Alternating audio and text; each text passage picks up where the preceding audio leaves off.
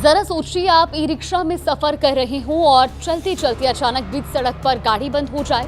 ना बैटरी खत्म हुई, ना कोई मैकेनिकल खराबी, लेकिन फिर भी रिक्शा आगे ना बढ़े। और यही परेशानी इन दिनों कई ई रिक्शा चालकों को झेलनी पड़ रही है। शहर में ई रिक्शा चालकों की मुश्किलें लगातार बढ़ रही हैं और शिकायतें भी सामने आई हैं कि मोबाइल ऐप के जरिए बैटरी मैनेजमेंट सिस्टम यानी कि BMS से छेड़छाड़ कर ई रिक्शा को बीच रास्ते में बंद किया जा रहा है। नमस्कार, आप देख रहे हैं न्यूज़ 18 का डिजिटल प्लेटफॉर्म और मैं हूं आपके साथ जागृति खंतवाल। तो देखिए, पिछले कुछ दिनों से शहर के अलग अलग इलाकों में चालक अचानक वाहन बंद होने की घटनाओं से परेशान है। इसका असर उनकी रोजी रोटी पर भी पड़ रहा है। सवारियों को भी बीच रास्ते में उतरना पड़ रहा है। अब इसी बीच कई ई चालकों से जब बात की गई, ई रिक्शा चालकों से, तो उनका कहना है कि जब वो अपना ई रिक्शा लेकर सड़कों पर उतर रहे हैं और उनमें सवारियां भी मौजूद है, लेकिन इसी बीच ई रिक्शा अचानक से बंद हो जा रहा है और रिक्शा दोबारा चालू नहीं हो रहा। इसीलिए उन्हें धक्का देकर वहां से गुजरना पड़ रहा है। बाद में जब लॉक खोलने के नाम पर वहां पर प्रयास किए गए तो उनसे 200 रुपए ले लिए गए। अब इस बीच एक ई रिक्शा चालक का कहना है कि एक ही दिन में उनका ई रिक्शा 4 बार बंद हुआ।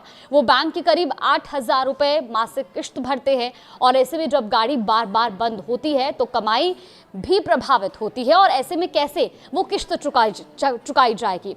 उनका ये भी दावा है कि शहर में बड़ी संख्या में ई रिक्शा इसी समस्या से जूझ रहे हैं। मैकेनिकों के यहाँ वाहनों की लंबी कतारें लगी हैं। जिन लोगों को ऐप के जरिए सिस्टम संचालित करना आता है वो वाहन बंद और चालू कर रहे हैं, जबकि बाकी चालक परेशान होकर भटक रहे हैं। और ऐसा ही अनुभव रेतघाट पर मिले चालक फरहान मोहम्मद खान का भी रहा। उनका भी कुछ इसी तरह से कहना था कि सवारी छोड़ने के बाद उनका ई रिक्शा अचानक बंद हो गया और वो करीब 10 मिनट तक सड़क किनारे खड़े रहे। इस बीच दिन में 3 से 4 बार उनको इसी तरह से समस्याएं झेलनी पड़ी और रात में भी कई बार ऐसा हो चुका है।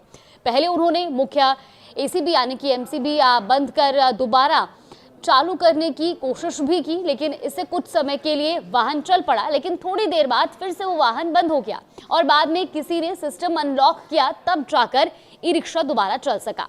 अब सवाल ये है कि आखिर ये पूरा मामला है क्या। जानकारी के अनुसार बैट BMS नाम का एक ऐप गूगल प्ले स्टोर पर उपलब्ध है।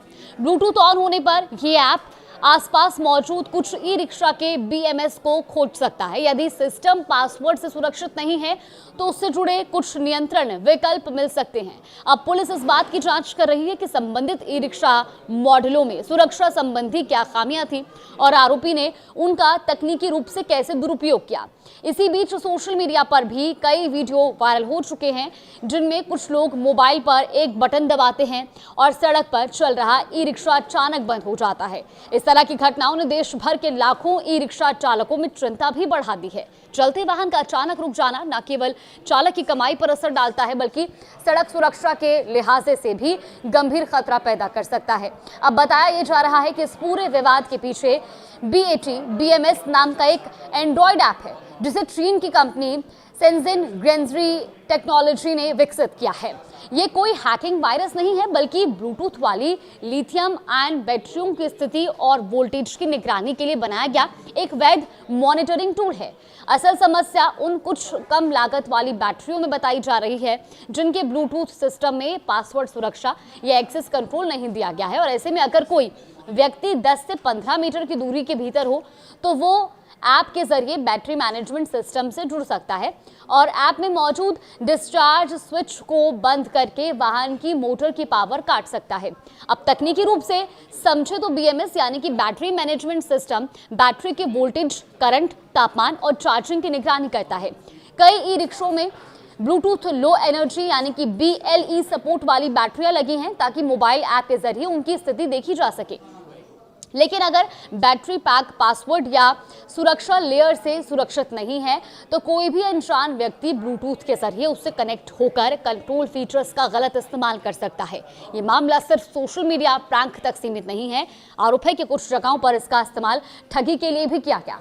जानकारी के मुताबिक मध्य प्रदेश के उज्जैन में पुलिस ने ऐसे एक अपराधी को भी गिरफ्तार किया जो कथित तौर पर ऐप के जरिए ई रिक्शा बंद करता था, फिर खुद को मैकेनिक बताकर मौके पर पहुंचता और वाहन दोबारा चालू करने के नाम पर 200 से 300 रुपए की वसूली करता।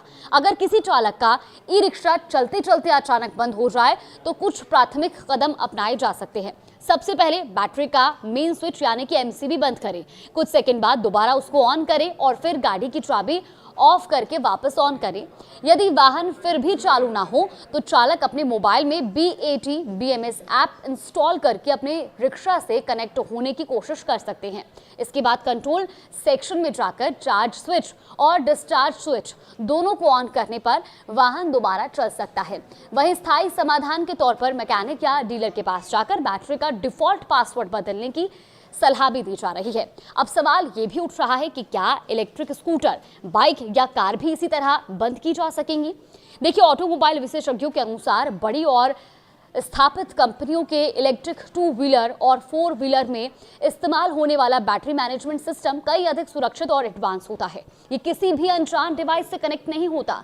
इसे केवल कंपनी के अधिकृत मोबाइल ऐप, सुरक्षित पासवर्ड और जरूरी परमिशन के जरिए ही एक्सेस किया जा सकता है। विशेषज्ञों के मुताबिक यह खतरा मुख्य रूप से उन्हीं लोकल या कम लागत वाली बैटरियों में है जहां बिना पासवर्ड वाला साधारण BMS लगाया गया है। फिलहाल पुलिस पूरे मामले की जांच कर रही है। वहीं ई-रिक्शा चालक मांग कर रहे हैं कि इस तकनीकी खामी को जल्द दूर किया जाए ताकि उनकी रोजी रोटी और यात्रियों की सुरक्षा दोनों सुनिश्चित हो सके। फिलहाल इस पूरे मामले को आप किस तरह से देखते हैं, हमें कॉमेंट सेक्शन में जरूर बताएं।